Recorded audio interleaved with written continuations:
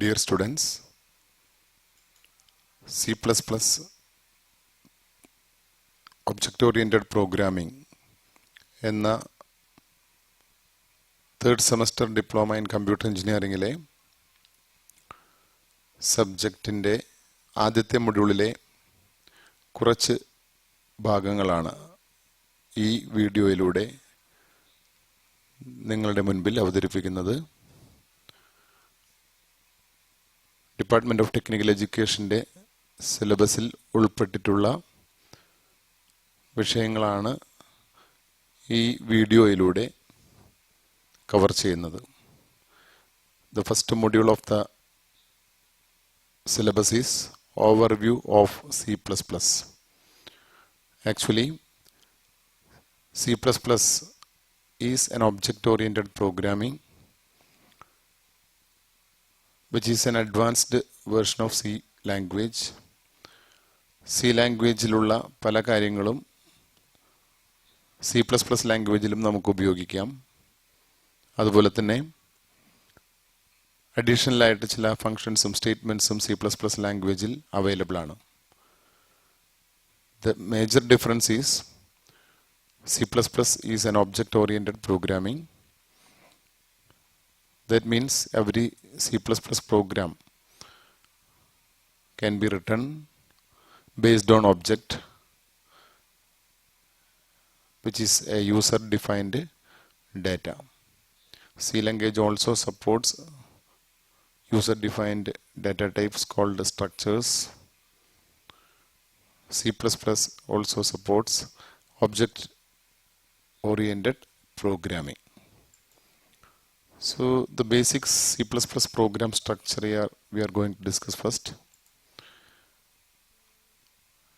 As you know, comments are the important sentences in every C program or any programming language, because comments are used to explain about the program,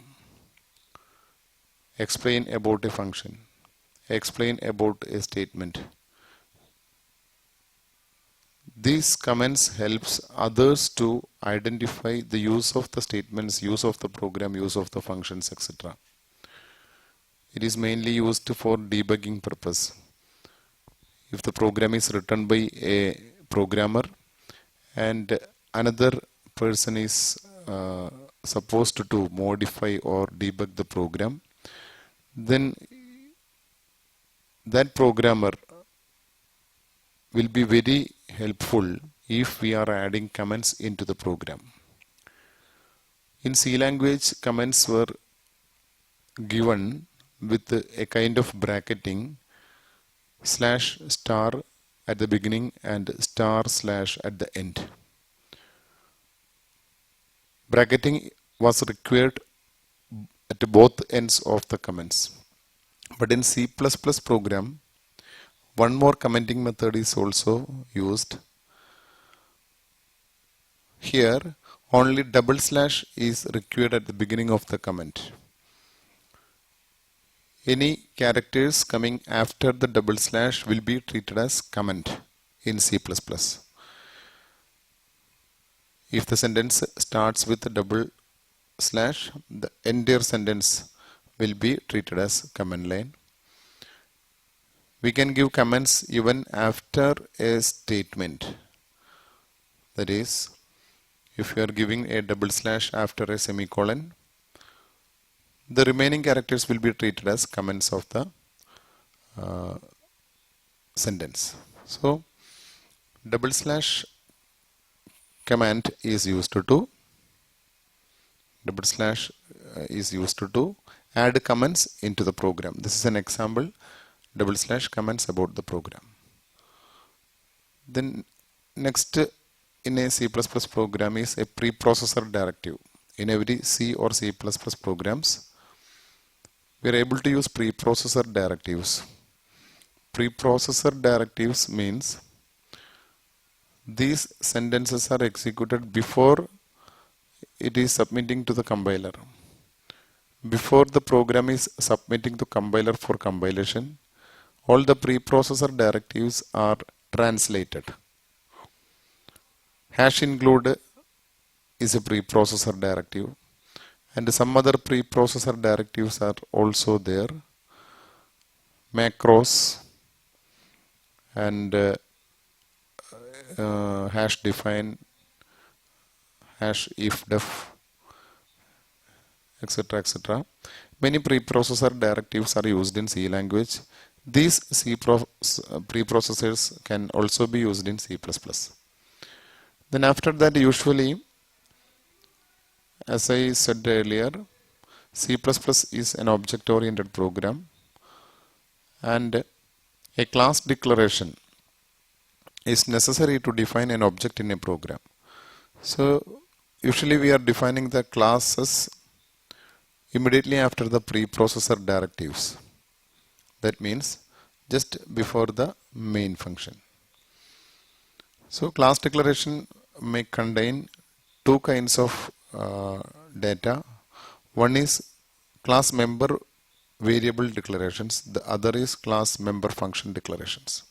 That means every class contains two sections. One is for member variable declarations and the other for member function declaration. The member functions are used to operate these member variables. Member functions are also called methods. So we will discuss this declaration of classes later in the subject. Here we are just mentioning the structure of a C++ program. After class declaration, we can give the main program. Then main program has a body in which we can define objects, variables, and also after that we can give executable statements, expressions, function calls, etc. All these statements are also available in C language. So this is a simple C++ program structure. Then we are going detail into comments. The C language commenting method is given here, a different kind of bracketing. And in C++ double slash is used in front of the comment. We have already discussed the matter. In a sentence, all text after double slash shall be treated as comment. Then this is first example. This is another example. Then the third example. So all these are commenting. These are the different types of commenting mechanisms used in C++. Then again we are discussing preprocessor directive. Every line begins with a hash sign or directives to the preprocessor. Very similar to C language. Then examples include IO stream is usually using in C++ for standard input-output library inclusion. Then define is used for macro definition. It's a macro definition. Macro name is count. Its value is 10. All these things are similar to C language.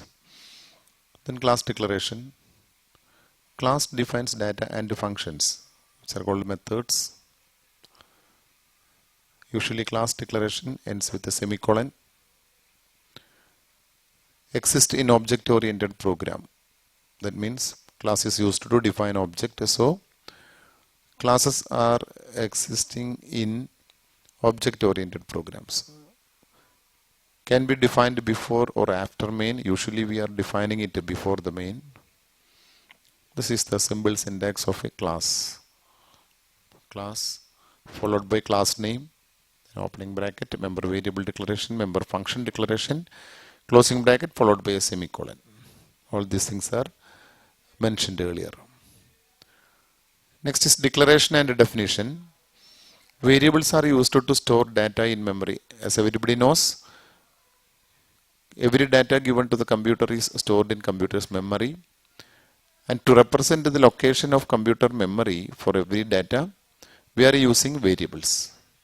Variable is an identifier, And the rules of identifiers are similar to C language. We can use 32 characters for an identifier. Any valid identifier can be used as a variable name. Three properties are defined during declaration. During a variable declaration, data type, variable name, and the scope. All these are included in a variable declaration.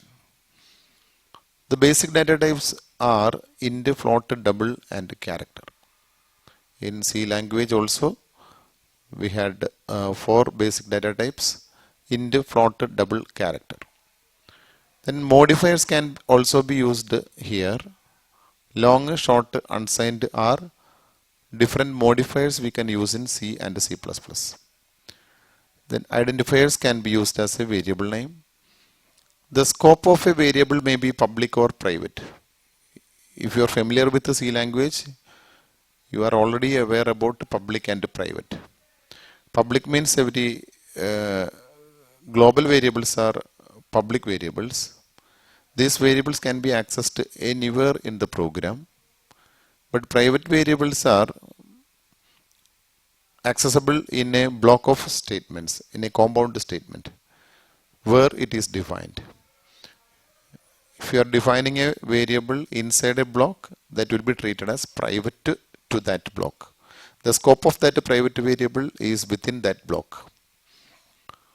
Some examples are here: int a, float b equal to a real number, and character C. All these are examples for variable declaration. Then we are going to statements.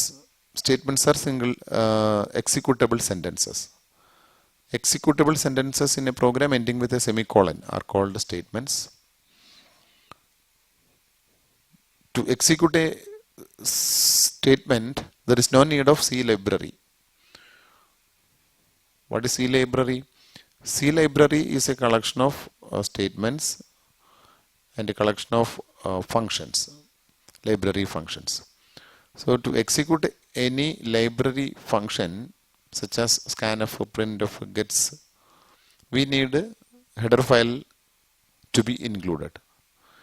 But to execute a sentence, there is no need of header files. Then assignment statements are a kind of statements: a equal to 5, b equal to a 10, a plus 10. All these are examples for assignment statements. Any kind of assignment statements can be used to assign values into variable, assign values into memory. Then conditional statements, if else, switch, all these are conditional statements. Then loop statements, these are iteration statements. While, for, do while, break, continue, all these are loop statements. We are discussing all these statements later in this module. Then expressions, classified into three types. We have three types of expressions in C++. In C also we had three types of expressions. One is arithmetical expression. That means any expression formed with arithmetical operator is called arithmetical expression. If the expression contains any of these arithmetical operators equal to, plus, minus, star, slash, percentage, double plus, and double minus, these are called arithmetical expressions. As you know, percentage is used for modulus operator, that is for obtaining the remainder of the division. Plus plus is used to increment the value of a variable. Minus minus is used to decrement the value of variable. All these operators are available in C language also. Relational expressions. Any expression formed with the operators less than, greater than, equal to, less than or equal to, greater than or equal to, not equal to, are relational expressions. These are used to compare two values. equality, less than, greater than, not equal. All these kind of comparisons can be done by relational expressions. Logical expressions are expressions formed with operators ampersand, double ampersand, that means and, or, not. To combine relational expressions, we can use logical operators. Expressions with other operators are also available in C++. Using these operators, comma operator, question mark operator, ampersand operator, or operator, exponent, then bitwise shift operators, tilt operator. All these operators have different meanings. We will see all these operators in detail later in the module. So this is just an introduction to expressions and how expressions are formed in C++ language. We are just mentioning two operators here. One is bitwise operator, bitwise and or XOR. And or XOR are three bitwise operations. We can explain these operators using an example. Int A equal to 12, B equal to 10 and C. Three variables are declared. Two variables are initialized with two values. And we are giving C equal to A and B. Here we are operating A and B with AND operator. It is actually a logical AND. That means A equal to 12 means in memory 1100, that is the binary of 12, will be stored. Similarly, binary of 10 is 1010, that is stored in B. So C equal to A and B expression becomes 1100 and 1010. Actually, AND operation runs like this. When corresponding bits are 1, the answer will be 1.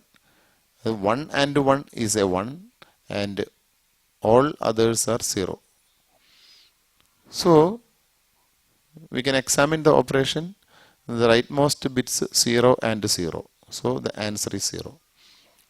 The next bit from the right position is 0 and 1. So the answer is 0. The next one is 1 and 0. Again the answer is 0. Then 1 and 1. The answer is 1. So a logical AND operation is happening here. Individually, each binary digits are ANDed and the result is stored in the variable C. So this is the operation of AND operator. Then A or B, C equal to A or B. 1100 or 1010. That is, in OR operator, the result will be 0 only if the two bits are zeros. The result will be 0 only if the two operands are zeros. That means here the rightmost bits are zeros, so the answer is 0. In all other cases, 0, 1, 1, 0, 1, 1. So the answers are ones. So the final answer will be 1, 1, 1, 0. This is the result of OR operation. Again we are using XOR operation. In XOR operation, the result will be 1 only when the two operands are different. If the two operands are same, the answer will be 0. So we can look into the operands 1100, 100, 1010. So the rightmost bits are 0, 0. Therefore the answer is 0. The next bits are 0 and 1 are different, so the answer is 1. Again, the next bits are 1 and 0, the result will be 0 because the bits are different. Again, next one is 1 and 1, the bits are similar, so the answer is 0.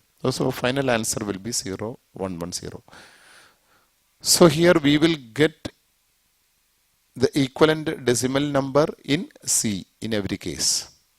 For example, 1000, the answer is 8. Equivalent decimal is 8. Similarly, all other numbers. Then we are also discussing about the shift operators here. Shift operators are used to shift the binary digits right or left. We have two shift operators, right shift and left shift. Right shift is used to shift the bits one position right or n position right. Similarly, left shift to shift to the left side.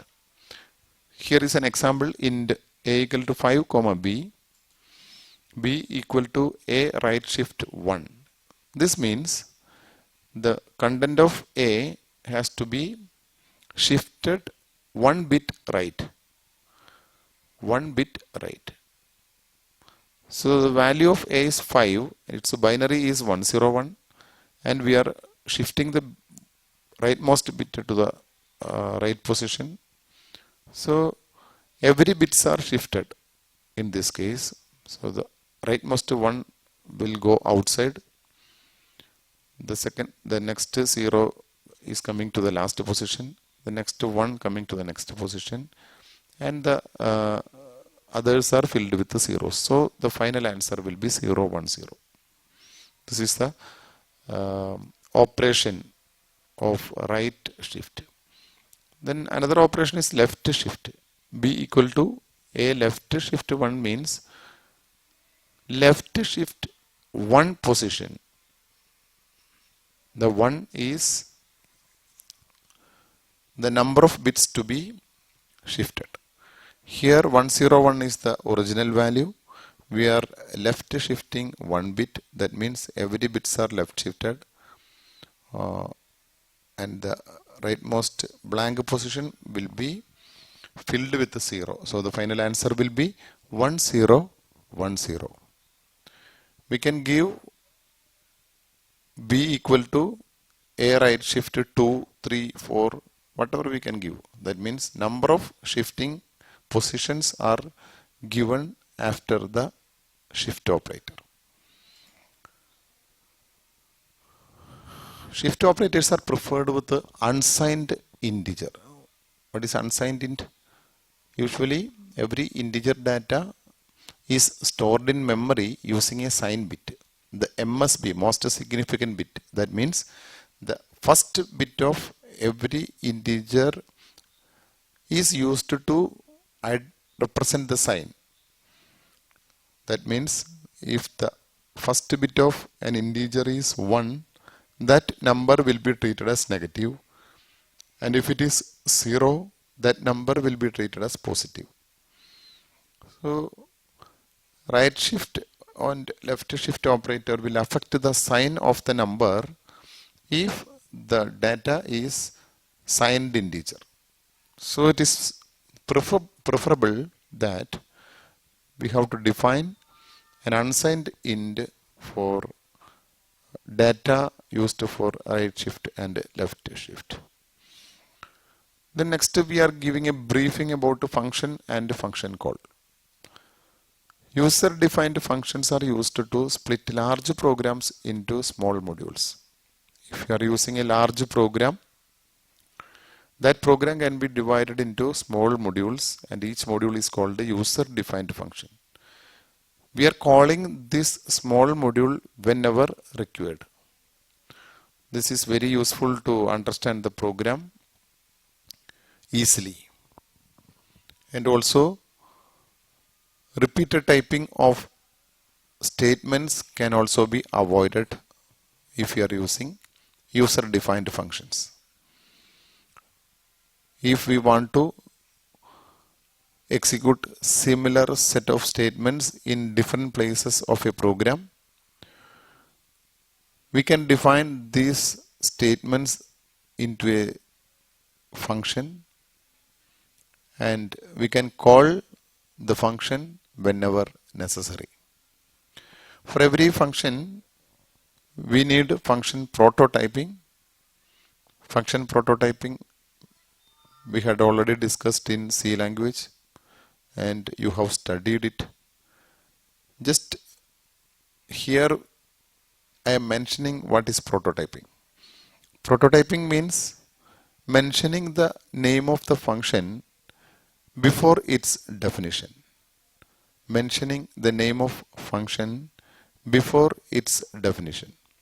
If you are using a function, user-defined function in a program, its name must be mentioned at the beginning of the program to identify by the compiler. So this kind of declaration is called function prototyping. Function declaration means declaring a function heading. This is the first sentence of every function. It contains return type, function name, parameters, and data types of the parameters. So after function declaration, we are writing the body of the function. So whenever we are calling a function, the control will be transferred to this function declaration. Also, return type of a function is very important. What is return type? A function can return one value into the calling position. The calling statement will be substituted by this return value. Only one value can be returned. The data type of that return value is the return type of a function. This return type is mentioned in the function declaration and the function prototype. Then a function call may be done in two ways, call by value and call by reference. Call by value means the values are transferred into the function body. We can utilize these values inside the function. We can change the values of this data, but these changes will not reflect in the block where the function is called. The changes to that values will be reflected only inside the function. That is what is called a call by value. We can also call the functions by reference. Reference means address. Here we are sending the address of the variables to a function. We can alter the values inside the function, but all the changes made to these variables inside the function will be reflected in the calling position also, because we are not duplicating the values inside the function. We are just referencing the values in the function. That means we are directly accessing the memory location of calling variables. So when we call a function, we can send values into the function by two ways. One way is value, call by value. One way is call by reference. In call by value, just duplication of the values is happening, but in call by reference, the reference of the original value is transferred to the function. Therefore, any changes will be affected the original variable also. Methods in C++ means every functions defined inside a class is called a method. This is the second type of function in C++, and this is the difference in defining functions in C++ than C. So we will discuss methods in detail during the class declaration theory part. The next is integral data types. What is integral data type? Integral data types are two types. One is integer and one is character. These are called integral data types. These data types are available in C language also. Integral means these are multiples of 1. There is no fractional part in this data type. We can use type qualifiers with integers. These are the type qualifiers: long, short, signed, unsigned. Character data